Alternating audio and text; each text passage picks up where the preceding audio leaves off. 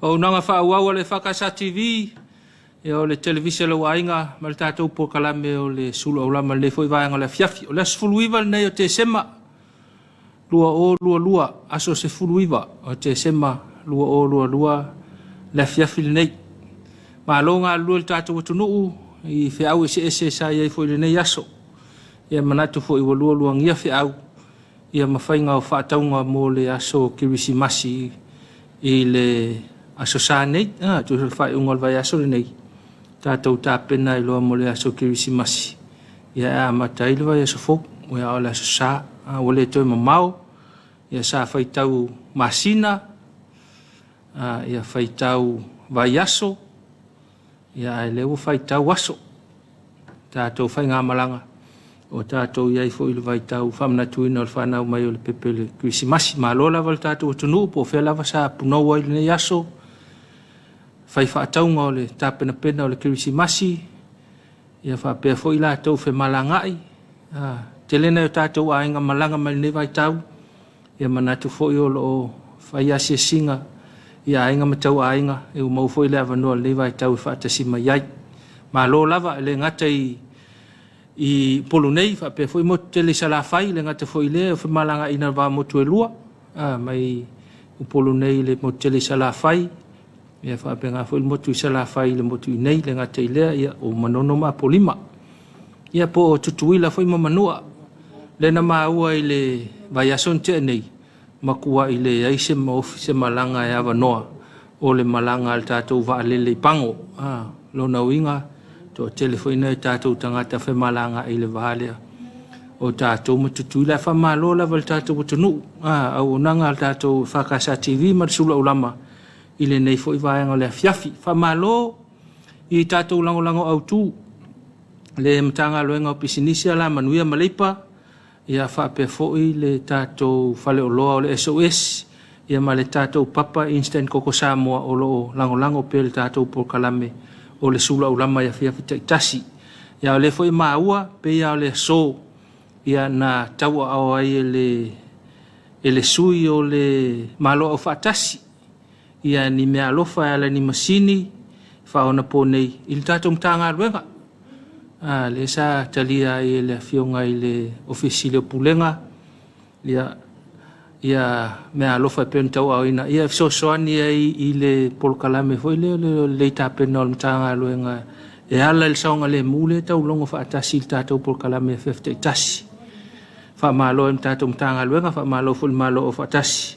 Lango mai nei vaenga ia ua saonga le mula o tele i le ngata i whaatinonga o tiute mawhaiwa i tono tātou whalewhainga luenga, ia whapea fo inisi au nanga le tātou mtanga luenga, whaftai pea, na o fionga le ofisili ma le mtanga luenga, o pisinisi ala manuia maleipa, ia o lango mai pea le tātou por kalame le ngata fo leo le tātou whale o loa le SOS, ia ma le tātou papa instant koko Samoa, ma alo fo i mo tiute, sa ia i le neva yaso i manatu, ia, o whaai fo i fo whiau mga luenga, ia ua telefo ina tau maea ia ngā luenga o le nei tausanga, ia manatu fo i le telo ngā luenga, ia umai le nei vai aso, po le asfareile, ia peo atu le aso lulu, ia wa mata na wha maea ngā luenga, le ngata i le malo, o whalaptonga tūma oti, o pisinisi, ma vaenga wha pena, o le wha malo le vai al tātou porkalame le Suluaulama, ia molo iai tiute ma whi au, ma le tau manuia mai, i le nei fo i vāenga o le Afiafi, wha malo lava i le kale sema leo whai ngā luenga, i le ngā luenga tele, i le aso na nafi. Whea ngai o tau ma le lao ngoina o le upo le atua ma leo na whina ngalo, i so se whatawhai taulanga, e ala i le asupa i ana nafi i sauninga, i so se malu sa mo nei matunu e mau wha malo i atau tau leo whai ngā luenga, le ngata fo i o whea au sa whea ngai ma o tau, i le nei fo i aso, malo lava, mo le whai lotu, ngata i leo le talo e tapo i ai, ma talo si ai, ia whaiwa o Samoa maana tama whanau i so se mea, ma lola vai ate utau leo whai ngā luenga, ma lo i ta malo e kale sia e whakasa mo tau whalitua, ia sunga i whengainga mo tau whalitua, i so se e kale sia e whakasa i Samoa nei, ma so se tafol nei larolangi, wha malo atu le tātou au nanga o le e whakasa, ia te utau ma lola mo tiu te whaatino le nei aso, Whaamalo whaapitoa le sunga i le toina, te whono tama le kalesia, laulau le tama kalesia, ia mo le tātou polkalame o le Kirisimasi lau ainga, e peona iai le pōna pō, malo lava i lau sunga le toina, ia whaafiafianga le kalesia, lau talvou ma le au ngā sa, ia whaapai mai pēa ma taulongo mai, le tāu o le nei vai tau, whaamalo tā pena, i lau sunga le toina ma whalitua, ia whaapea le au talvou ma le au ngā sa, ia le ngatoi leo leo telu le tātou e kalesia, e whaka sa i wafato i whangaloa, malo lava, ia mo tiu te whaatino, ia le sa, le ngata fo i leo le whaamalo, i le sunga i le whawhengainga, ia malo, ma le whalitua, ma le tātou e kalesia e ofanga, ia ngafa fo i ma le tātou whaingalu sa pati, ia fia na nafi, malo whaafitai, tā penanga, ia taulongo i pēra u whaatuatua, ia e ala i le tala le leia le lii, i so se ala i le ngata i tātou whaingalu tu masani, ia whaapea fo i nei Paul Kalame u tau mwhali tātou au nanga tu whaatasi whamalo atu, le tātou Paul Kalame o le Suluaulama i le nei vaenga o le Afiafi whamalo i au nanga le whakasa, i le ati nae, ia o le whalemataanga, ia o le kolisi whawhaiwhi au i malua, whamalo atu lau sunga i le ipule malwhalitua ma le ang whaonga, be fol kolisi whamalo i lau sunga le teitei whaamuli, ma sunga i awa au mwhalitua, o lo i le whaamuli ne vai tau, whamalo lava, whamalo fol tātou whalitusi, i le au nanga, tau whaai ui o le nei vai yaso, ma le nei fo i tau sanga, ma lo lava ngā rulue, i lo tātou watunuu. Ia maise lava i le itu whale o le kalesia. Whamalo i le kāpeneta, ia o le pale mene, ma le whono usu o le atunuu. Whono au whaitu la whono le malo Samoa. Whamalo atu lau whionga le whongwhitalai, ma sui whongwhitalai, lau whionga tamaita i pālemia, ma le sui pālemia, ma le kāpeneta, ia teinane, ia sui ma lava o le whono au whaitu la whono le malo Samoa. Tu le malo, ia ma le tu lo ngai le malo, fa malo atu tātou nanga, fa malo fo i wao le so, ia na whai ei le ulua i se inga o le paya inga, se inga o le palemene po le pre-sitting, ia wafo le tapenatu, ia mo le ia i le to isui le fono le so atai au, ia fa malo atu i le vaenga o le fono o whaitu la fono, malo lava mo tiute, mga luenga whaawau, ia awalele, tautua tua vaina, ia o le whono usua le atunu, malo foi, i vaenga sa whaatau nu ina nei, ia ala le pre-sitting al tātou kāpeneta, tāpenai, ia mo le toi suia o le whono i le asoa tai au, pa malo atu i lau whionga, le whongwhitalai ma sui whongwhitalai, le ngata i lea, le loa loa tamaitai pānmia, sui pānmia kāpeneta, ia sui umo le tātou whono au whaitu la whono i mulino u malo mo tiu te whaatino i le nei fo i aso ia i le ngalo le Tapuaiga le ao le malo o le sui au ia mo la masiofo ia o fo i la ua tiu te o le nei aso malo Tapuai lua fionga ia e ala i tiu te mawhi au mo tōwhia i le soifua ma leola le nei vai tau wha malo i tātou mātua mātutua tātou mātua malo lo pensione ia wha malo fo i ai le mapu i whangalele, ia wha pelmo tu se la whai ma i la tō ngā ruru e ai. Ia wha malo at fo i pia wha pele a tolu malosi, i nei aso. Malo lava, malo wha atoa toa, malo on sai. Ia tu sai fo i, ia o tiu te mawhi au le nei aso on sai pia wha pele o malosi, sa ili malosi, o te pole, to e maua fo i le tino malosi atoa toa, pea le leo na malolo, le vai tau le Kirisimasi, e te leo na ngalo ina moe, le lava le malolo, le si mea le watupu, te le lava le moe, o le umina ola o lau telefoni le po, au e tauna e tō wha, pea le swafi tau li na, le vai tau, ia ona olo le te mea au e tauna ala whai ia whea au masani, ia au alonga na ele vai moe lo, o le mela watupu o tau wale masani le tino, ona o leo ala le teime tauna moe ai moe le teime e le tau na e le teime tau na ala tu se leo ala le po ai moe leo le masani le tino e ona maua lo le mena pe wha mai ai to si la whanga maua lo le teime moe ai moe lo tō wha lo ma moe ina ia maua le malosi ia wafo i tiu te mawhai vau le aso ma le aso o fa masani le ala le po ai to fale le po e te ala mal tau ia e te malosi foi wa le ala vai mal malama e fa tino e fa mga ruenga nei vaenga ia mo le tatou por kalame nei vaenga le fefa malo nei te mamatina Tapuaiga mota malawa mfale ia wanga ruenga ta mafana wala tunu usamo nei ma tunu mau fa malo lava ia tutou fa malo le auto si ainga au tau tua vaino tatou ainga tau si ainga au fai upo ainga malo lava ia tutou malo le tau tua ainga i le aso ma le aso ia pule auto inga luenga ai me sai la to lo tau tua vaino tatou ainga e pule o e polar po kala me le aso vai tau ki si masi e wa te langona ia fio anga lawa nga nga malama alta au pa olo mal polo voli la to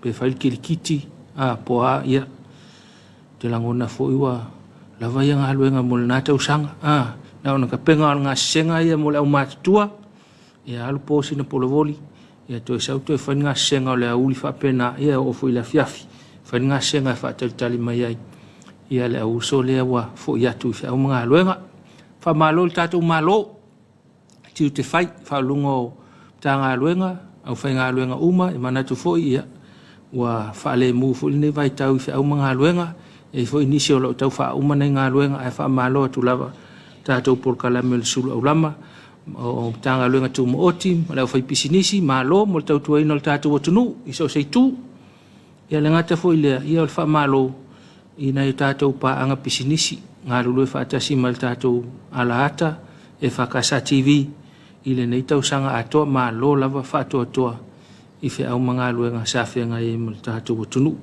fa malo te pe fa pele sa fa lo fa tonga ia laki o saula o malanga mai fafo ia o mana ia fo nei vai tau na o saula i pia ia matofu tonu fa lo loa te penal fa tonga ia wa fo ile nga tu le Krismasi vai lo saunga le mu pe fa pe tu langa le o lo pesi o i fai nga fa tonga nei vai tau nisi fo wa auto va mai mo nei fa la ainga ia tato e masani la vai fa la lave le fai mai le mau to ina i o Samoa te ona tupe ona fa la lave ia wa o sio sio ona ainga fa pe o le ia ma lo lava ia i tato ia pe fa pe le na fe nga o man fa la lave ne yaso e ma lo lava i tu te ma fe au o le talo le al tato por kalame o le Suluaulama i Afiafi te tasi mau mal tato fa sa longa po sa mo nei lo televise po atunu e mau lo penga tfa langi o nanga lo EFKS TV mal por kalame o le Suluaulama talo atu ma lo le nga lulu le yaso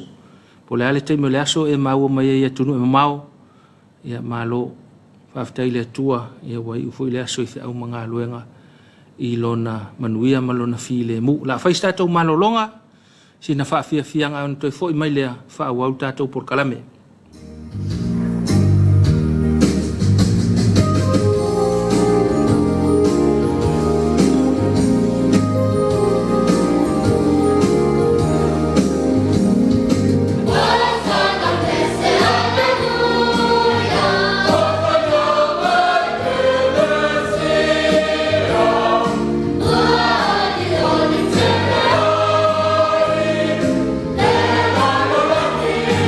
Oh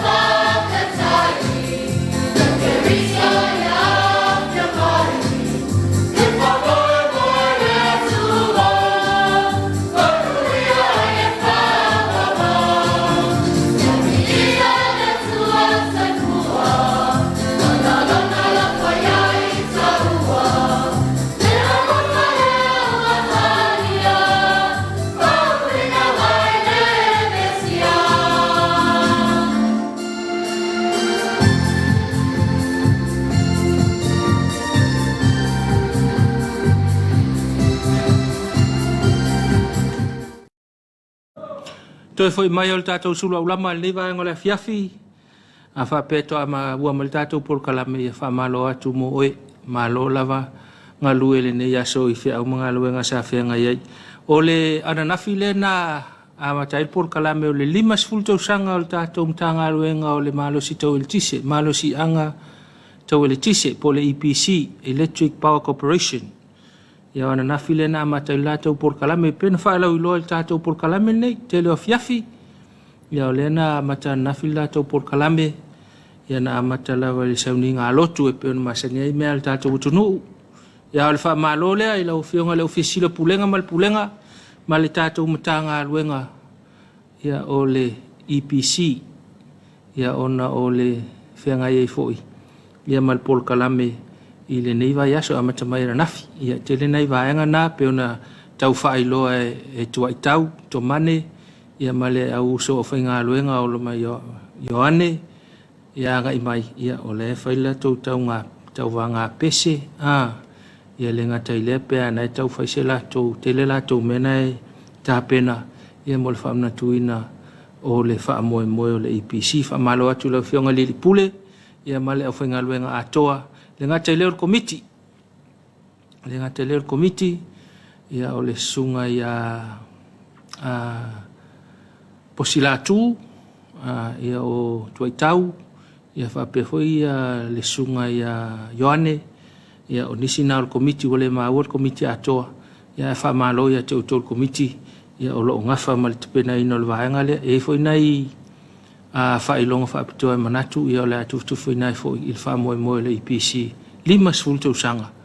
O lea ua whailonga ina I le titi tau sanga le au nanga le tātou atunuu. Ia e ala I le malo si anga tau ele tise. Malo lava. I le tātou matanga luenga. Ia te langon fo I so ta I le vaenga lea. Ia male whailoa ina o le tātou komisina o whainga pālota.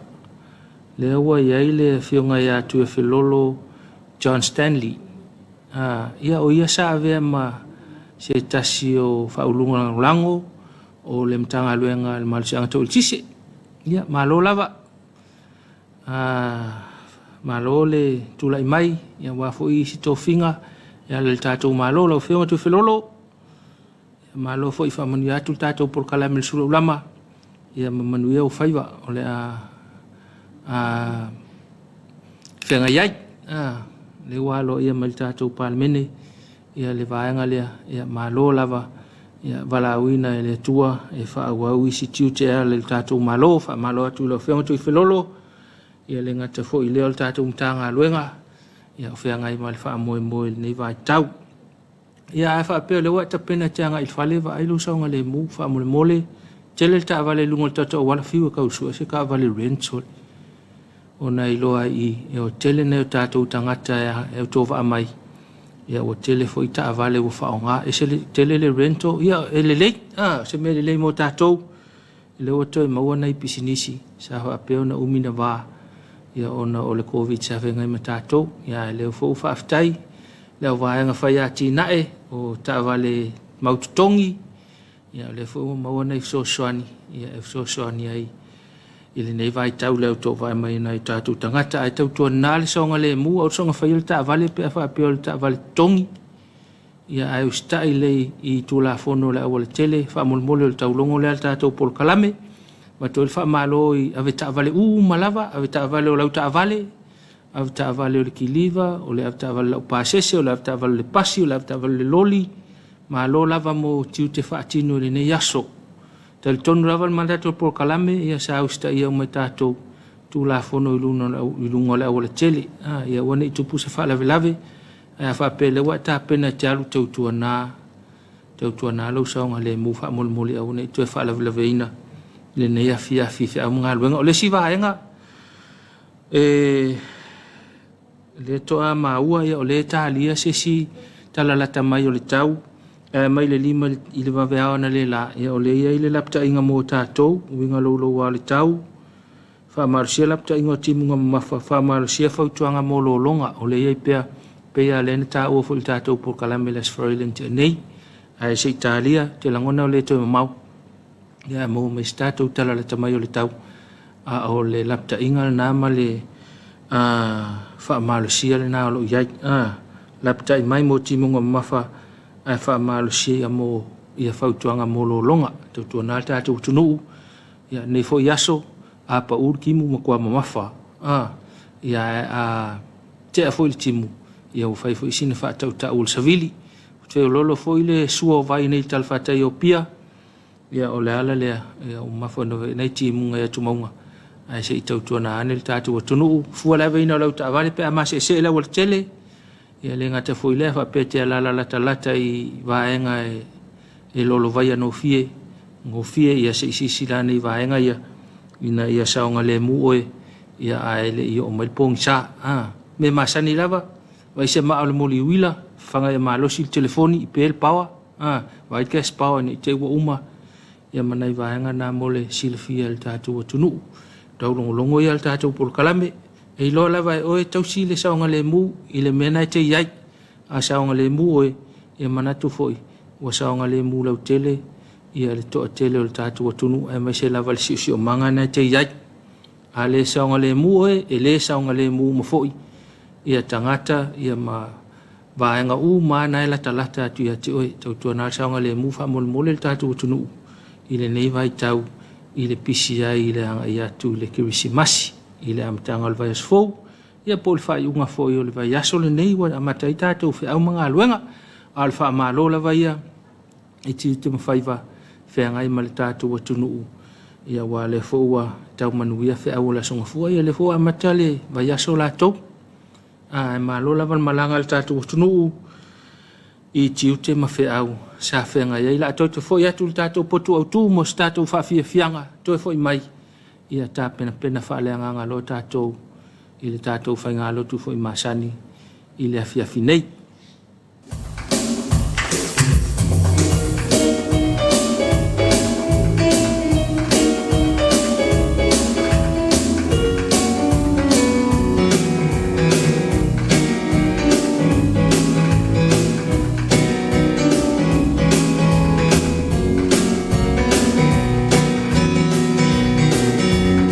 Oh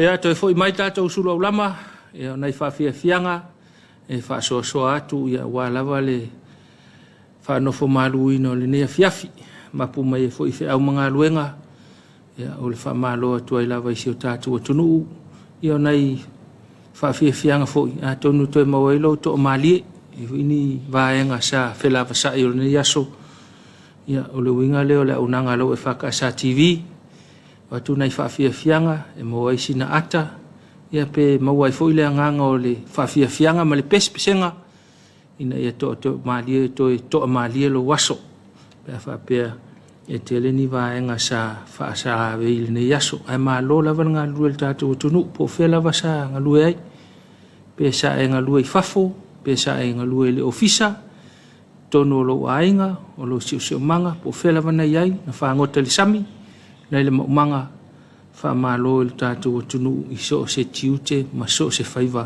whenga iai. Te langona wa, ma nei al nei vai tau, tua onga, whanau, whai leile whi au le whale, o stai le a tamama tina, ia ma whai nei whi au nai, mana o mia ina whai le whale.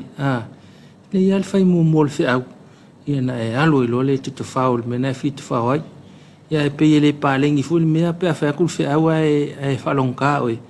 Ia e o le teime te whi alu ai, ia au ngani lo ia tamama tina te whi alu. Wha pālengi fuli mea tātou whail whi au, ia ona alu le te whao le mele, ia te whao fo, ia e loa te whao fua, tātou ai o le awa ma le wha alo alo, i ne vai tau o le kele o le musika tu iso le le awara kele.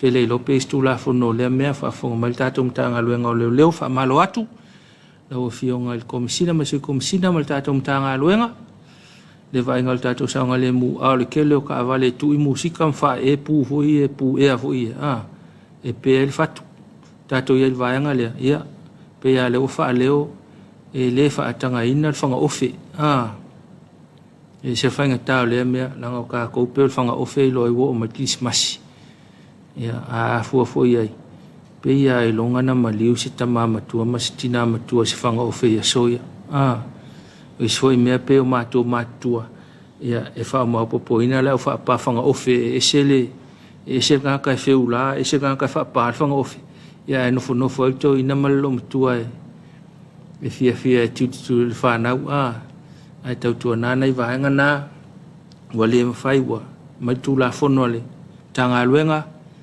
whaapai no le whanga ofe, ia e ono lia o le tūlafono, pe a maua o e whaapai tātou whanga ofe. A o aso la e le taitai ngalo la aso. Kua isu e le kaume la kou ia e makua i whaamango e whaapai whanga ofe, whaakauma le kālong kalsingi, ia kāma le ofe, ia whailo ma le whanga ofe. Mana ia na e whaanofo le ita maiti le whale, ia e o lalo le mango po i lalo le uru e la lango le whanga ofe. Ia e whaapa e le se alu fo te whao le si whale o le si ainga po le spitonu e wafo i te mina ia te le fo ina ia nei vesinga ma e senga ma misa ia ona o le tele o le fia i le asu fia ia e whao ngalto ina malo mtua le whaapa angol whanga ofe e nofo le whale tamaiti e le whiwai ai tau tuana e o ne vai tau e ona molia oe pe a whaapalo whanga ofe whaatalo whanatanga luenga whaamalo i tiu te whaawau le ngatui leo le matanga luenga le soifu malo loina matanga luenga o le tinei mu matanga luenga o le vai matanga luenga o le tise ia whaapele ofisa le vai tau li le mataitu wina o le saonga le mu le utelo le tatu watunu whaamalo atu ia tiu tou i le nei vaenga o le Afiafi ai manatu o le watapena mai le tatu whainga alotu manatu whai wala ngā tau on tatu toi whaafoi me mtautu saa bi inga mal whaaftai le tua ia ua le fua ai manuia fe au mga luenga o le ne yaso i lava i vesinga o fe au mga luenga ia tātou te toa mali e lava no le whaatisi o tātou le nganga o le tātou tua le o tapena mai le sunga i le whaifi au fo mai le sunga le whawhenga inga ia tāwita maliko ma le e whakasa le pā mo le tātou sauni ngā Afiafi o le nei fo yaso ia mai mo mai whaafianga whaawau ia o sao tupulanga talavou nei whaafianga whalenganga ia vivinga o le atua ia maua i pel tātou tō malia ma le tātou tō file mu ia sana tapena tilo tatou fa moe manganga ia wa fo tatou tapuaiga o lenei foʻi fiafi manuia le alofai vo le tatou tofi ia le gata foʻi lea ia faaofi vaagofie ai mafinaga le tatou atunuu ma faamoemoe se feʻau foʻi o le tala lelei ia o le a tō matauina aisi o tatou atunuu manuia le faafofoga Samoa tatou tapuaiga tatou toe feiloaʻi ai pe a mai al tatou tapuaiga o lenei fiafi.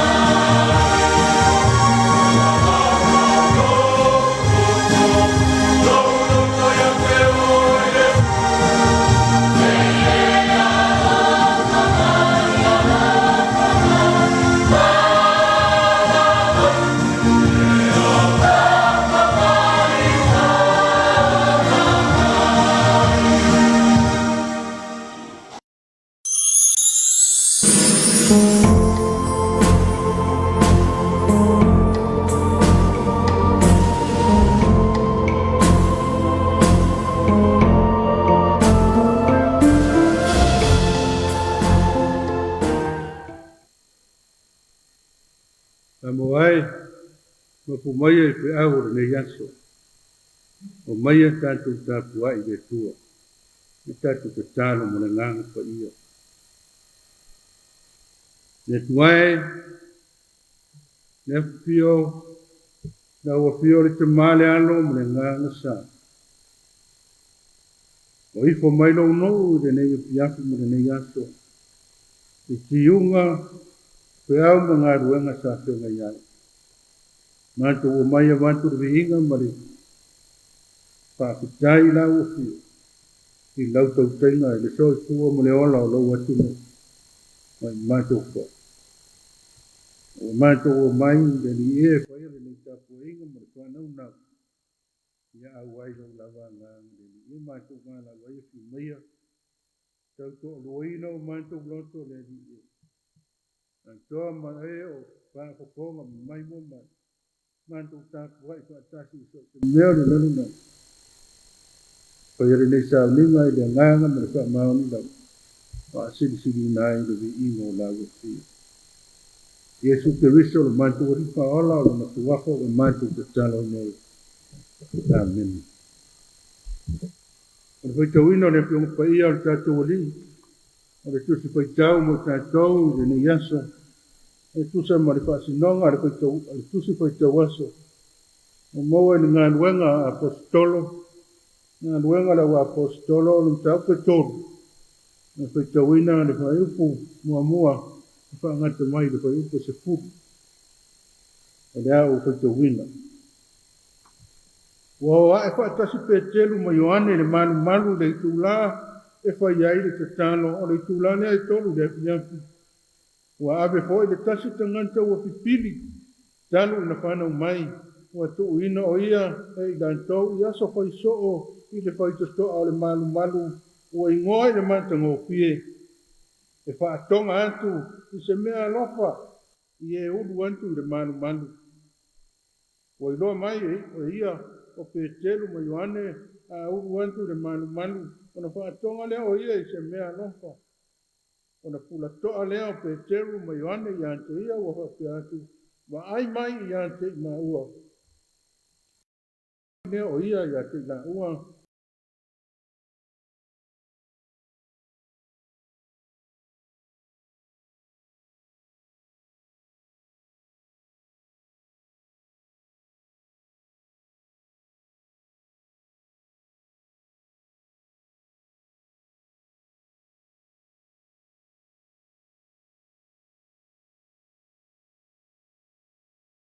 ia i dona lima tau matau ma fa atu ia ante ia i runga ona fa malo sia lo lea o ona mai ma ona tapu mai ua oso ia i runga matu ua sa vali fo ua ulu fantasi fo i mai na ua i le malu o lo sa vali ia ma oso ma vivi i antu i lea tua o i loa mai fo i le nuu uma o ia o lo sa vali ma vivi i antu i lea tua o la tau loa antu o ia lama sa noko le koe te toa mata ngofie o le malu ma fa tonga antu i mea lofa o matua ofo la tau o se ngia o lanto mauri i le mea ua o i ante ia o mia mai le tua i te wina o lana piongo pa ia a mai le winga lona pina ngana ma tu maulawa i ante ia na winga nei e wha wau amen nei mafaufaunga ma le piongo pa ia le tua e ta ina ai i tātou le nei na Afiafi. O whaia mamatua, le whai upe lua o le tawina e whapea. Ua ave fo i le tasi tangata, ua pipiri talu ina whanau mai, ua tuuina o ia e i lantou. I aso whai soo i le whai tatoa o le malu, ua ingoa i le matango pie. E whaatonga atu se mea lofa i e uru atu i le malu. O le mana tō tū le aso le nei e tusa mo le tusu koe te wasa le kalesia e whapea o le teimi o le whediwa inga time of transformation teimi o le whediwa inga e le whai ngofie ia le nei ua ua a pe o le upu Samoa e whai ngofie o le suinga teimi o le suinga But the transformation is only for the transform, meaning a marked change in form, nature, or appearance. No winga. O le whiwa inga, o suinga I longa. Wali ali mai, ile nā tula, po fōringa maaya. O winga o se tangata, po se mea. O suinga fōu, o se tangata mai lona nā tula tuai, sa masani o na maaya. Maona fōringa tuai. O na tuai, o ona winga tuai, sa masani ai. A leo wa te tongo mai, una tai au fōu. Ka sinida, tulai mai. Wai, wai ni suinga fōu. Wai ni se wheliwa inga fōu I dona soi fua. Pōna fōringa pōlona nā tula. I ka tono le tala lea sa whaita. Wai rea iani su he tono le tala. Wana nā ape telu, o Ioane, male pipili, matangata o si pipili, aso uma, si hatu, toisi mai. Le tala, lea lue eisi. Whaatonga I mea loka. Aka siri nā. O lea le mea mana, o lea le mafuanga, o aifo I nā afuai, ni suinga ua maaya I tangateia. Wai nana wheliwa ina I la tō. Ai ngarea, te tēri Ioane le pipiri. Ma le aingo le pipiri rea koia le amione o le si atu si mai. Wai na suia. Awa ata siri po aina. Lewa suia. Ono wa manati. Sui o maala kou. Sui. Pe telu ma Ioane. Sui le pipiri. Sui tangata o sui. Si le pipiri. Sui o pipiri. Wa liua. Transform. Pe liua ina lo lanto soifua. Ale tana I winga le pipiri lea. Mai na whanau mai ao pipiri. Ai to anga ia o na inga mana wo po I lava o foi ngā luenga e si le malu man e nofo le foi toa e ngo le matungo fie mai si atu tanganta I ufale e tāpua I tau kia te le atu kai I le malu man e tangata whaatau sana mai moe posta mai kogu awe tonu le malu man I ofia sana taulanga e tene ala tuka lea kia lua I maanea e re tau mate te tele se ta mawainga o le pipiri yaso aso umai pe aso fai so e pira ngana lea ai aru man yaso uma e si ia ai re alu e tapuai e alu e whaatonga ni mea lofa e eisi se ta mawainga e re alu ke tonu e nofo I whako re koi toa e aisi ai sina rio, sina auro, sina tupi sina tamau ainga I le aso, ma le aso. Pai nei koe, pai koe tai ao. Pai koe ana nafu. E re po pole ari pipiri. O ame o fai te tonu le manu. Mai ne anu tonu le manu. Au ai nei te ngata e o mai mo ufale le manu. Ia so uma. Pe fa pe I fo ringa o te tonu le manu. Pawala me pole ai piri. Tuai na si o ia. E nofo I le fai toa. Tali le manuia. Le anga solo mai. Fia sia na tupe o le amaua le nei aso. E nana ngā luenga masani lea. E le o iai foi so na wha moe. A mea ai se isi mea sili atu o le olanga. Awa pia piri o a lea. Pau ai leo me fai. E ala mai ai le kai au. Saun. Si o sau fai nalo. Tali se tupe se mea lofo I maua. Umalu le fale. Tau mafa. Ai moe. Tai au le si aso. E tu e fai ale vele taso. E reai se fe liwa inga. No transformation of life. The same thing. The same routine, yesterday, today, and tomorrow. E rea se manatu e se wha moe fai se tuinga, se pe liwa inga, o lona so I fua. There's nothing better than this. free money coming in. All you have to do is sit down, put out your hands, and receive it. Nā se isi mea singa. Nā se isi mea na te whaia. Wau, o le pipili. Nā ina wa o mai le suhinga o lona soifua mo lona ola. Pei o na tātou mori mauna ni tai ao. Ua wheri wa ina lona soifua. Maua le suhinga. Mo le pipili whaimari tu sipaia. Ya, wa tātou role tala masani ane na wha. Mo whatau nei. Ori maua le tu sipaia. Le venga na whaia. Ina wa o mai le suhinga. Wa o mai lona malolo. Mai tu sipaia. Wa wha malo sia na vai. Maona tapu mai. Wa tu woso wa samani. Vivi le atua. Hallelujah. Wa ofa atasi ma petenu. Ma yoane i to tonu le manu. Le tangata sa le aise. Pa moe moata e au. Wa mai le paie. Oso e sa fai. Le fa tu ma le fa paie. E alu sa fai le manu. Sa wa mai na. Alu tu lunga. Oso. Te vali. Urufale. Nei no ni mo to sanga e tele no la piti.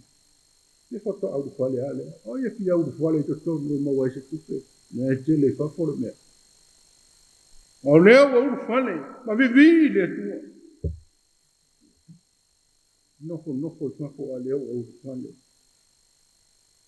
Mai de aisi alwe vivi le tu. Mai le nau le tama ainga le nalo langi, le tama ainga wa maua o le langi. Ani tala maadi, tala re. E maadi e waere e ngara o le pipili. Lea e wha taritani i whafo e te maa inga lea. E na o le pipili. O le fo e whati su manta e inga tu a inga mana uo. Lea e lama.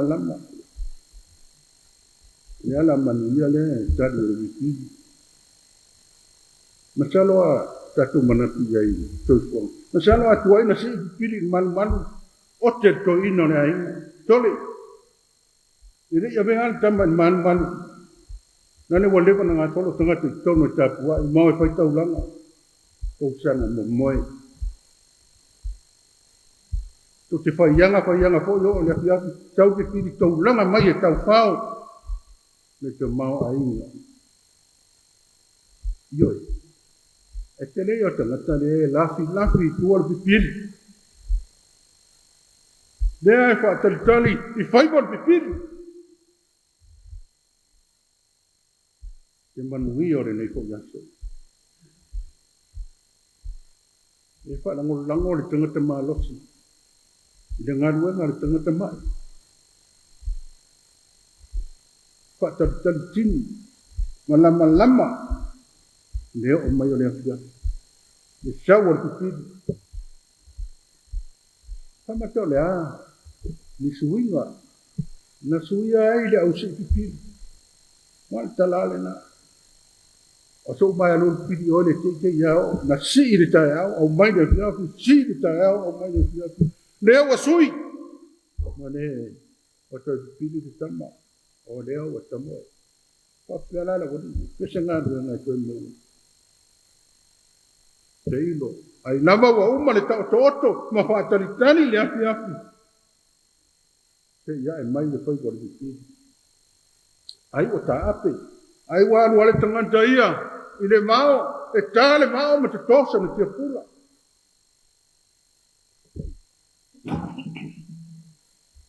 Ai waru ale tanganta ia. Su e sona luma nai. Ko ia le whaataritani. Ko ia le tau toto. Ko ia le whaataritani whanau. Malatu ngai luenga. Lai o ngai luenga. Ere I rote whakue I. Tari mai. So ia tau toto mai ki a ole ma whaia se ngai luenga I tā. Wa tele le pua. Uro. Wa whewhe tangata ola e.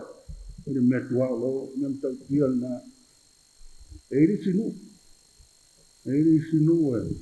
Pamatala mai a tia o ristangata. Ua ia sesi e toi alu ngalue. Jele le mau. Jele le mau. Le upuna na. Jele le. Le pua ua pei o le saua uli. Le mawhai na toi to se mea i le sau. Tau ali sita maa noai. Ma risi nuu pa atau le waia. Alu utari. Tala noai le ma mao tele o le nuu lea. Sio. Lau vanua. I le waia. Whai le whatoanga. E no meu tupu. O mata re nuu. Ai sele le tamata ese. Le whaasi no manga na matu rei re tua. Mata lo ale ka oto. E mana o tau te se turi e se pua. O pena o manitala le kitiri. Mea wa tantu whai. Ya? Alo a peni sui ngō pēteru mo iwana. Na sui le na awa. Na wa vasili na. E mana tu au tu o le nei aso. O le taimi o whenau a whiriwa inga. Ma lea wa, la lata le vai maa atoa i nai aso. Tātou au rio le tausanga whau. Ma mai la ia. Pai kona nei tausanga. E anga atu le tausanga a lumana. Nāre. O lea ni suinga na pai. Le soifu o pēteru mo ione. O tamaia. Pēteru mo ione. O le front row lea. A Yesu. Front row lea. E pitua i luma. O tamaia o tama whaiwhaiwa. Tama o ngā tei whale. E le ia onga ni a onga whaiwhi au. E le aini whailonga whaamatau kusiri. Nei se mea. Ai maria e aso ia o malua. E ni wa ui umai. O le o risi o ri. Wa whainga luenga i te ofisa. O le kalesia tutu tonu. Ai o mai matala maria na. I nai ta masa ta iere kalesia ta fono masu ta fono. E ulenga i nai e pia ma. E tupu rose wha al velangu. A mai se tala wa bala au le tua e se tasi le ofi ngā luenga pa se pare tua. E nata lata atu le ofisa. Ma pia loli te mate te fono sa iai nā taimi. Ia. Oe. Toki mai ni au hao. Le toa i mai mali. Se toa toki. O mai tato wo, au se lotu i la. E le into fina, whai nā le o tua i o, e tau e kuspaia, talo e whai o e se o pa mawhanwhana. O le maali e nā le mea, tala le wari. O se teimia e loa e wa, yoi se mari so sola lo me le ofisa. Matu wā se whiwhia. Nei wāna au mai le ka maa, ma whāpua se ia. Whātau sanga i mālua, ai whiwhia e whāpua se ia. Aku se ia la tu fai se tala fa na fa na. Ya inga ka gau bau. Pe teru mo yo ni le ni me fa pe na pe no ko ya. Ire ya o ngai ya o fa fa ya. Ire ai ni fa longa. Ni ya so de ma wo ru ngo fa longa. Ya ko na lu nga. Alo ato pe teru mo yo ni. A sanga ma ki ti. Alo on tau tala ki na ona ni ma pe ya. E maua se na sosani na nei aso. Ana ki tua o tamaia. Na whaliu, na pula toa i pipiri. E mai o e a pecheru. Ma ai mai a te maua. Nā le tā ua nā mea. Look here. Look to us. Ma ai mai a te maua. E reo maua ni whaiwhaiwa. We are not fishermen anymore. We are being transformed by what? By the power, the name of Jesus Christ of Nazareth. Mr. Langna, rabari upuna na pe cheri hene tuai. Ma ai mai, cheri ba ai ma wa, inga te fali sa pai ma pena. Wasuia o maulanga i re tua. Le ai se au ko se rio ya te au. Me meo ya te au, o te vantu ya te oe, o le suampa, o Yesu ke riso le Nazareta. E mai tu spa ia tango atu da peteri. Tango iai, tatsu. Uro ne lima tau matau, ma wha tu i runga. Au oso, ua tu, ua sawali. Wa vivi le tua. Amen. Se le tala fia. Se le mata ngofie. O le nei tamai tala wa tatu masani ai. Le fesili na o ngā whio le nei tala ila talata i tau sau sua mo tatu ola. Ni suinga le nei, ua vaya le suafa lea. Mo tatu. O te rea ina tatu pipili ko ma tatu. I le whapai pai e. Le whatu tu. Oa ule mai. Oa ule e wha le tonu. O le whi au le nā na tatu. Nā le whi au. Ua mai le teimi. O whi liu inga. Ua mai le teimi. O le suinga. Tai atu e lausa e le tua. Lausa i fua mo le tatu ola. Au dia le ki wisi masi mo e la ngona mo tatu la ngona whatas. Le mana mo le pao. O iai le suafa le nao, Yesu ke wiso le Nasareta. Ngao si tau langa mo oe ma, tātou te ola ai. Ma e ma fo iai, na maure manosa. Le te tū ma oso mo samani. Le whale man mani. Le vi i le tua. Manuia ku samasi mo le tausa le fau. Amen. Tātou pese i le tua. Le pese wa sao nia da tu pese. Wow.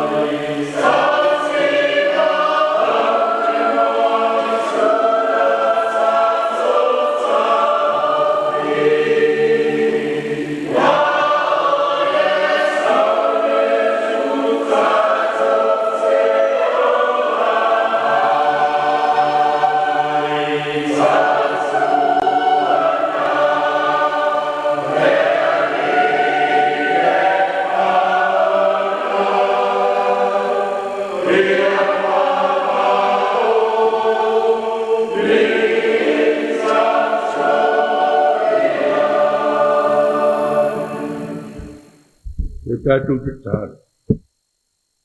Ne tua mamānai, ne tua alofa, ne tua whai ngā malanga. O le sa tai, ina soifua ma se matu ola. Se matu o lotu ma le nunei, se matu o kalisia o awa ma le ati nuu Samoa. Se matu la ngona le lotu fia ma le whaatai.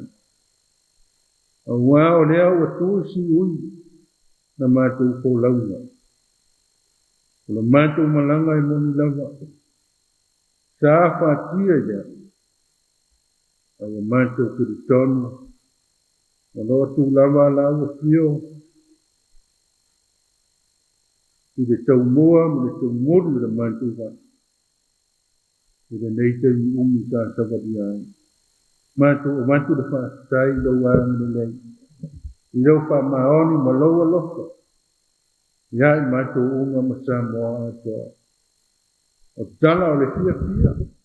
O le tala o le whaatai wa langa ina le ni mai tau ma le tau pasi sigo le ni tau. O mea fot whaanga tama. Wala ma whanau o Samoa. Wa to tongo ai le loto ai na ma le loto nui. Ma o matu whaso ai. Le loto e pipi whaatasi ma fusia whaatasi. I loto fia ma le oli oti. A wā o mea ua te tupu ma le whae aina e ui lava. O whaanga ata. A ua whaasiri nai le fia ma le oli ma o mata umana tua. O whai ma lofi lima. Ma mea uma lava mata u te whai. Wa mata u whaatua me teritoni. O loo whaatea ona e au ai. A whatai o manuia Samoa e kau mai ona tua oi. Le ve mesi mataua o ta ua mai. Ma wha malu I nai tuo le nalu nani. Te matu pausisi I a Samoa ma te matu nune. Aleluia ma wha whatai a lofua. Wa teni loa lofa mai ma matou. Wha whatai le tua. Wa lawa fuanga sa whaatatia. E kalesia ese I Samoa. I nuu tai tasi e pei fōi se mātou nei. A mātou au lotu le ni. Mātou kiritonu. O tele ai na whatau mu. I le manuia. O le lotu fia le fia. Mātou whaakitai ai me le nangona. E le mawhai nama I sa mātou. Tala o na au tala ina mau I ili loa lofa. Ma manuia e te whaaso mai. E tau fiai le sau I fua mo le mātou wala. I dea aso mane aso. Ai de mai lo wang le le ki. A foi foi. E ela le matenga. Ma se sa matu tu ma se upo foi. Ne tua matu te do la lo wang le le. E fa pe la mo ne no fa ma aper pe le pe. Ne so fu sa mo mai matu. Wa na wo fio le lo fa la vai. A fitai le tua I mea no fai le ma fai o na tala mau I na wang le so I fu me ola o se matu o tunu ma te matu nu me ao na u I le tua alu ya le so tai au ma ye wa e de fa tu sai na I lo lo fa ma lo fa ma on le lo fa pal au mai lo matu ola I le nei mai ta o le so san mo o fa pe fo I le I na lata I le una e mātou de ngona I o mai whaakitai pe loai ma nisi pa nau mo mātou ai o mai ma sani sa wala e re aso pa iai le ri ia o e na tu mutai ya mātou wala o fo wha mangalo mātou no mre kane senei ya I tofi matiuto o ngalo o ma whare tua ma ti ankono, ma te whare uma. O lau kale siao au, le ma taita inga le li. Ma au nanga le au whaina luenga ma I manto. O le manto watu nuu le li e. Ma mea ki tukua. Mātou la ngona lama le ni ie. Mo mātou te se mo le whata mala. Ui mā ngalo i mātou lau tira whanga le ni ie. Ma lo wāngi ne. Ui mātou uma hi ola. Na ie sautawina le toto ke wiso le mātou wari whao. Whaka mā ngalo i mātou ma tau atu o umi ia. O le ainga whaatua ma ngau whanau le nei kalesia. E whia whai manuia. Tō mai au manu, mai le nangi le tu. Mātou whaasoa. O mātou la ngona le winga lo loto o laua whio matoi. Ina i mawhai na mātou mawara malos. E ola ina aido kina nganga. O manuia, e li ia le taita ina le kalesia matu ina atu whaapitoa. Le te mao le kulenga, le kusunga le taita ifono. Ya Yosefa, ui lea, Asi mai antu le tunu e mao le tua. O la wafio le whamai o whamai. O e no whaia i mātou te la wha i lau au au. I lau pule whaasau fua, ma lau wha malo longa. Mātou tangisi ai se wha i ngoto i lona sau fua. I na ia, toi whaafo i lona mālosi ma wau te au ni ngāngai. Tawa dia i mātou i anai te aso na nei te usanga. Tawa mamanu ngai o au. Ia di ia na mātou i loa lea o sanga le mune uma. E tele a mātou te tala le tua. Mai le fide mune o Samoa. Mātou le ngona. Le winga o le whanau mai o le rifa oi. O lau lawa loka tu noa o li kino ai le lalolang. Ina ia mili kino mai mātou lau whanau. Ya, pa ofu ma fa pale lau o fio de ina ma le mamani. Pa ne tanga o ai de fa le vai. Tato ma lau o fio i whaiva. O le nei va yaso o sabadia. Te ia i le nei tau sanga i dau wangi nei. Te le mantu te talo e tofo le tangata ma mo onga e o fa a fonga ma te apoi kata. Te ina ante whaia lau fina ngani. Wako Yesu te iso le mantu o li ma le whaala o mantu te talo ma wala i nei. Amen.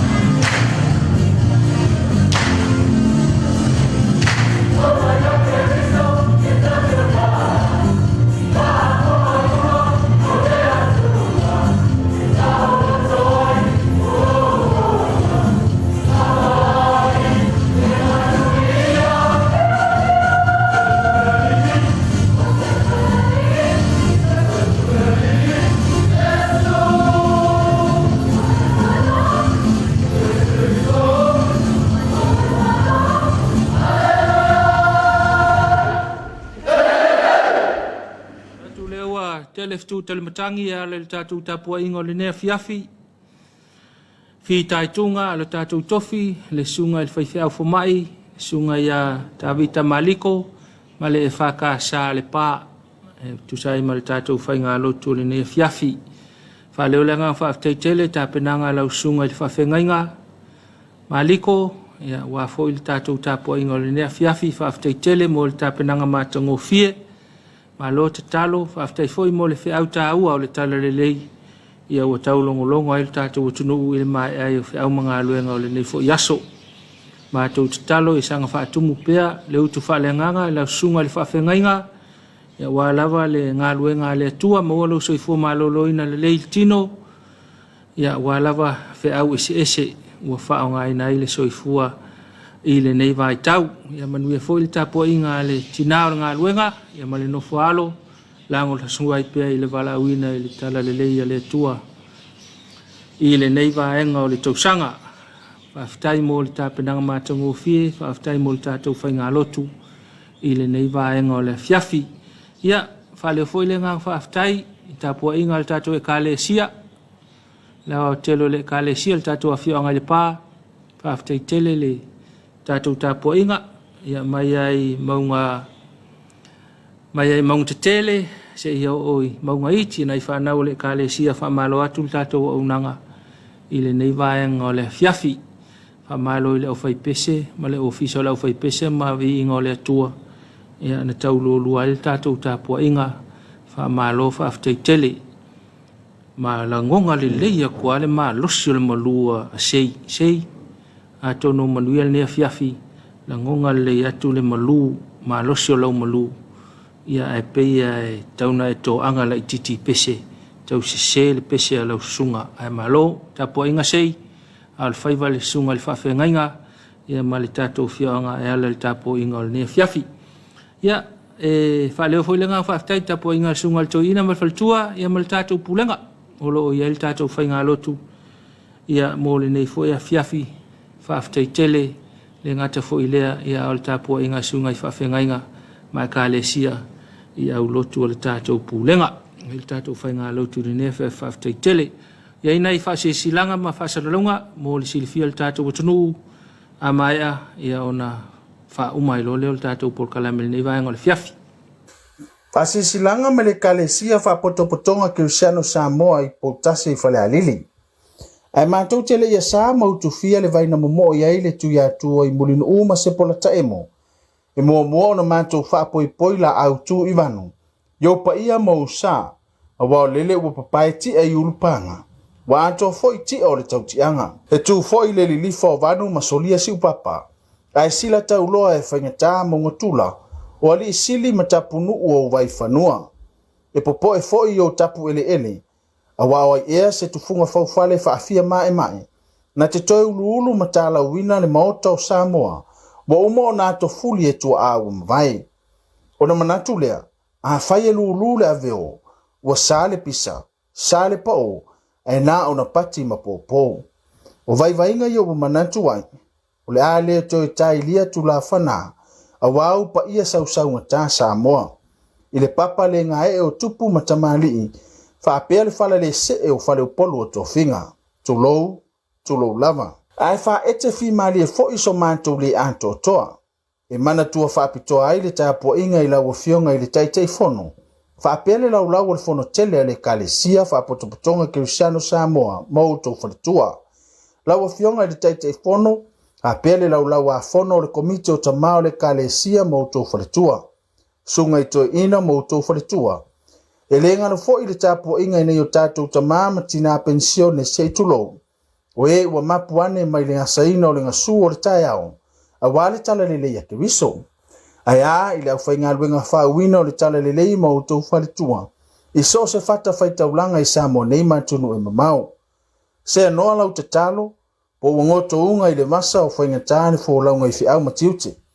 Wala ese foi o lo ma au alofa, a o asamo le nei au lotu matitima, mo le tau watia e ona whiau, ma tauti te talo. Ia tau iatu ele atua o manuia, ia tele lama. Tama whana aue po tasi i Samoa neima le lalonang tele, na yo mātou tau a inga o paolo mangafa mātou te maluai, o wo foi mai tātou te masani e le ngalo lava oe. E whape whea ona mātou wholo mole mole ina se tu lou wanga lele. E le lama mātou upu, tau whaalala wailo wanga lele mai. A o le loto e tamu sua i le whaafitai. O le ale au unanga, o le a foi le vala uina, mātou te talo i e iei manuia o le atua. E whātu loa tu lama, ai o le a vea foi le nei avanoa, mātou te whaailoa tuai ma le whaalolo tele.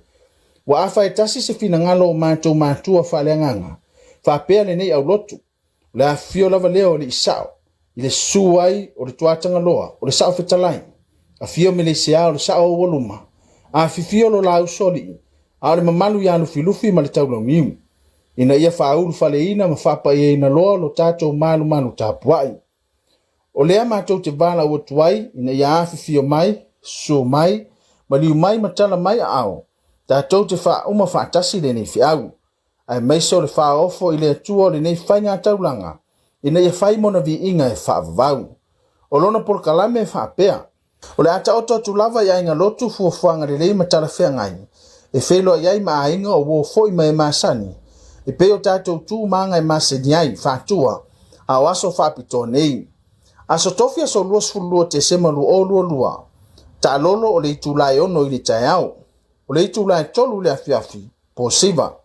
Aso whareile so luas fultolo te sema lua, le itulai malu le tai au, wha mawina lo ma au ma le angalelei. O le itulai se fulu le tai au, sa uninga whapitoa le whapa i ino le manu. O le itulai se fulu lua, tau mafutanga. Le afar se fulu ma le lua, wha lo longa masani ma whato wha. Langi mamaia, a le soifua lelei, mo foi so mātou malosi, tātou te au lia ai le aso, manu e tele le Krisimasi ma le tau sang fou, whaftai sa unia Reverend le tone, ma Carol Palala Wili, au lotu e whakasa, po tasi i whale alili. I whasisilanga ia ua maua le tātou porkalame, ia walawa le taulongoina o lau whaafonga mai mua le nevaenga o le Afiafi, au nei au nanga fo ia le tātou i whakasa TV, nei whaasalalonga po lea lawa le whaasalalonga, ia mwhai ona tautua il tātou au nanga il nei vaenga o le Afiafi, o le awhi mai tātou whaasoa, ia po lea to inga whaasalalonga whamanuia, o le maliu, a aswhanau, ia whaasalalonga a le nuu, o le awhioanga, o le itu malo, o le mtanga aluenga, ma le whaalapo pitonga, ia mwhai ona tautua ilau e whakasa TV i nei vaenga ia. Ia e malo petoa maua ma le tātou whasalalonga, ia o lewa ia i le si ui o le tātou porkalame nei foi vaenga o le Afiafi, ai wha malo atu i whi au matiute sa whenga i mo le tātou watunu i le nei foi vaenga o le Afiafi. O le whasalalonga o le tātou porkalame mo le nei Afiafi, ia nei whaafiafianga nei Afiafi, ia tali ai o le tale tu lai valu o le whapoponga o le tātou porkalame o le Krisimasi lo ainga e peo na whaawau mai i le lava yaso ia peo na sisila i le pōna pō peo na whaaleolenga whaaftai le sunga i le toina e ma le whakasa i u whato i whangaloa a o le Afiafi nei le o te pena mai i le sunga i le toina le sunga i a taisa i apo ma le ka le sia e whakasa i sātui e la se atu ia il tātou whawhiwhianga ia mō le nei fwoi vaenga o le Afiafi mō lau sila mai moa le ngata fwoi lea ia le whamana tupea ma le whiau taulongo le tātou waunanga e whakasa TV i le nei vai tau whamana tuinga o le Krisimasi i le nei fwoi tausanga lua o lua a maea ia ona a so mai le mal porkalame a le ala te fitu o le Peta Home and Garden, ia onai ai kia fo i whaile nei vai tau, te wina o le whanua ma le whale, ia wa fo le whaamana ia o tātou wano ngā tū le Krisimasi. Whaamai a fo i leo leo nanga lau e whakasa TV, i se tātou atatifanga, ia ua te pena mai ai le tātou e whakasa TV, i ona whaumai fo i leo le au nanga le nei vaenga o le Afiafi. Ia e watu whamanu anga le tātou porkalame pe a whapea wa whamana tuina i le aso, le asoifua, Malo lava, via le lofo le tua yana lana puipuinga ma lana leoleonga, le fuwa ulia maila sa soifua mai ai. Whaftai malosi tului, le ngatai leo le soifua ma leola. Whasosoa mai le aso ma le aso, whamanuia ngā le tātou por kalame le Suluaulama, manuia tele tu aso soifua, ia sanga whaatele le tuani si aso whaapenei i le soifua ma leola, manuia utou aso soifua, o le whaamawhanwhananga fo le tātou por kalame, po i lavo whaanoa le vai tau, ia lofa le nganga whaamawhanwhana le tātou utua, ia masana taulu ana whaamawhanwhananga, ia ono le whenga i mawhanoanoanga le nei vai tau. Tātou por kalame le vai ngo le Afiafi, le utapena mai le tātou heat free, ale Samoa National Lotto, ia awala wa whaasausango o tutoio le nei vai ngo le Afiafi, ia o mai pele nganga o le atua, ia tātou mafuta, il nei vai ngo le Afiafi, po whelava le aiai, tautua nalo saunga le mu, nei toi whaalawa le weina foi, ia le Afiafi o nei aso, ia aua tau whaewi u lava whiau le amanawa whiau le songa fua la tau. Manu e tele whaasausaunga al tātou atunu, tātou toi whailo ai tim whapene i la soatai au, alofa tele atu tātou por kalame le Suluaulama, manu ia lau whai mga malolonga tō whaasoifua.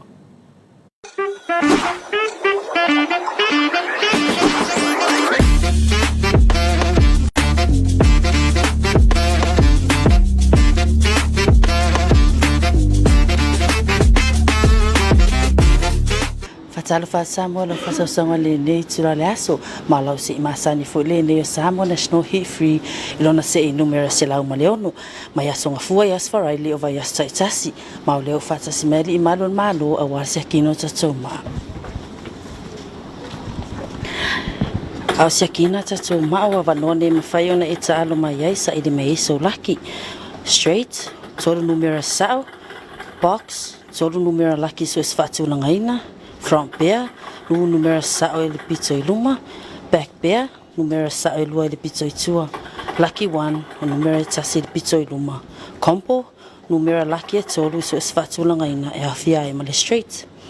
Ya nau mai an siakina tato ma, fasa undi los peni ma se pepa awar fa mama wino tato numero lucky, manuel mati.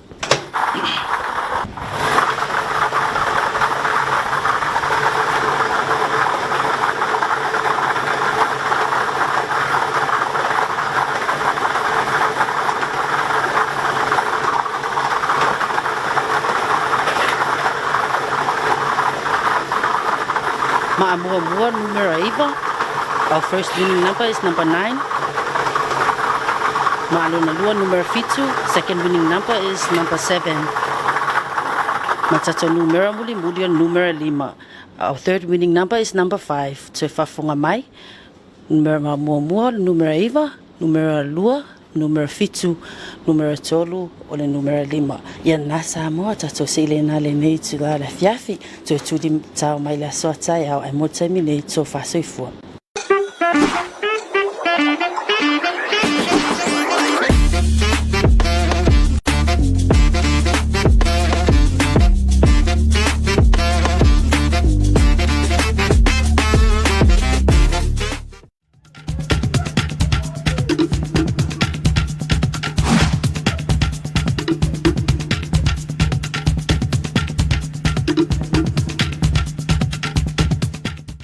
Spend more time at home with family and friends.